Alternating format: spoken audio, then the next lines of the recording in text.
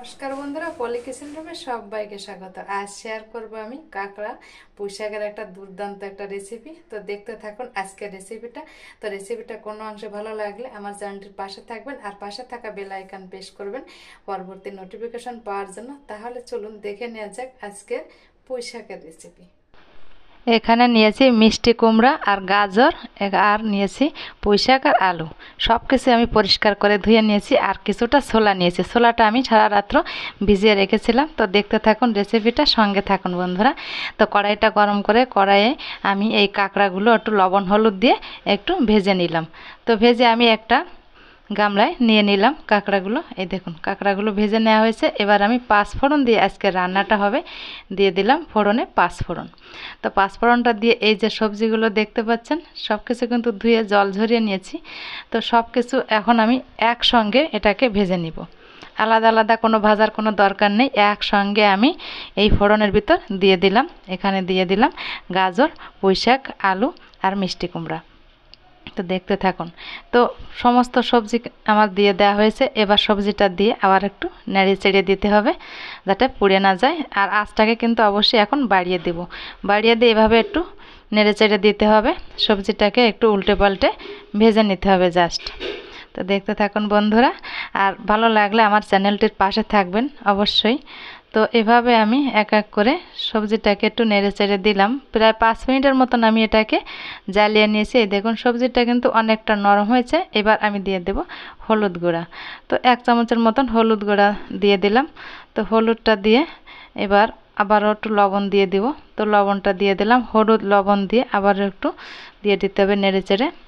এই সবজিটাকে উল্টে পাল্টে নেড়ে চেড়ে একটু আর নিয়ে নিলাম কাঁচা লঙ্কা। খুব কম মশলা কম তেলে কিন্তু আজকের রান্নাটা হবে। তো আশা করি নিশ্চয়ই আপনাদের ভালো লাগবে। তো হালকা ভেজে নিয়ে এবার আমি দিয়ে দিব জল। পুঁই শাকে পর্যাপ্ত পরিমাণ জল দিয়ে দিতে হবে। জল দিয়ে এই গাজর, আলু, পুঁই শাক আর মিষ্টি কুমড়োটাকে একটু জ্বালিয়ে নিতে হবে।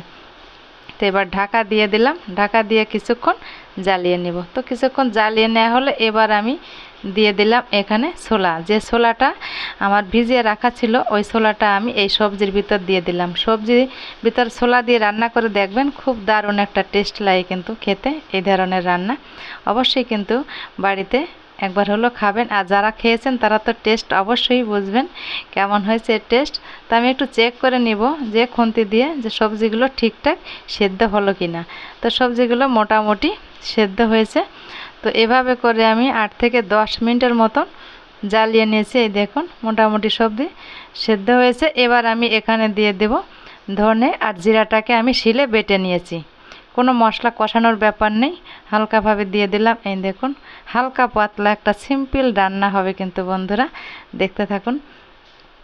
তো মশলাটা দিয়ে আবার একটু জাল দিতে হবে, একটু জ্বালিয়ে নিতে হবে যাতে মশলার কাঁচা গন্ধটা না থাকে। আর এখানে নিয়েছি সেই ভেজে রাখা কাঁকড়া।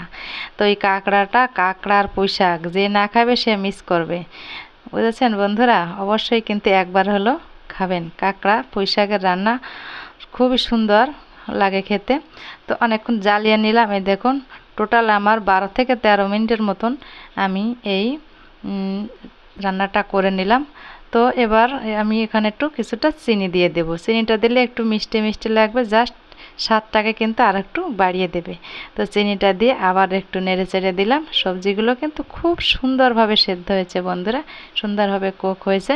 তো এবার আমি একটা ছোলা উঠিয়ে দেখাচ্ছি যে ছোলাটা কেমন সেদ্ধ হয়েছে। এই দেখুন ছোলাটাও কিন্তু খুব সুন্দর সেদ্ধ হয়েছে। তো এবার আমি একটা গামলায় নামিয়ে নেব। যে গামলাটা আমি কাঁকড়া নিয়েছিলাম ওই গামলাটায় আমি নামিয়ে নিলাম। তো নামিয়ে নিলাম। এই দেখুন কাঁকড়া পুঁই শাকের রেসিপি তো কেমন হয়েছে। আর কিছুক্ষণ ঢেকে রেখেছিলাম, তো ঢাকার পরে তুলে নিলাম ঢাকনাটা। তো দেখুন বন্ধুরা কত সুন্দর একটা কালার এসেছে। তো কেমন হয়েছে আমার এই রেসিপিটা।